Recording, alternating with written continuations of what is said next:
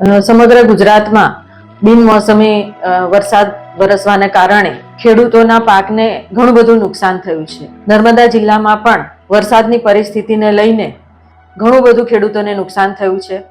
ડાંગર હોય, જુવાર હોય, મકાઈ હોય, સોયાબીન, આ બધી જ પાકોને ઘણું બધું નુકસાન થયું છે.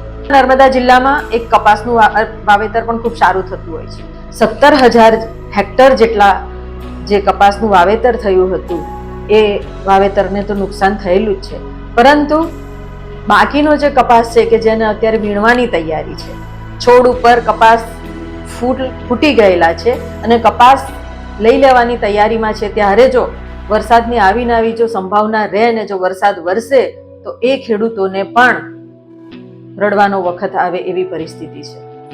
નાંદોદ વિધાનસભાના ધારાસભ્ય તરીકે હું માન્ય મુખ્યમંત્રી શ્રીને આ વિસ્તારના લોકોની લાગણી અને આ વિસ્તારના લોકોની જે તકલીફ છે એ તકલીફને લઈને ખેડૂતો માટેનો વળતર માટેનો એક પત્ર લખ્યો છે અને જેના અનુસંધાનમાં માન્ય મુખ્યમંત્રી શ્રીને વિનંતી કરીએ છીએ કે આપ યોગ્ય પગલાં લો અને યોગ્ય નિર્ણય લઈને આ ખેડૂતોને સહાયરૂપ થાવ એટલી વિનંતી છે.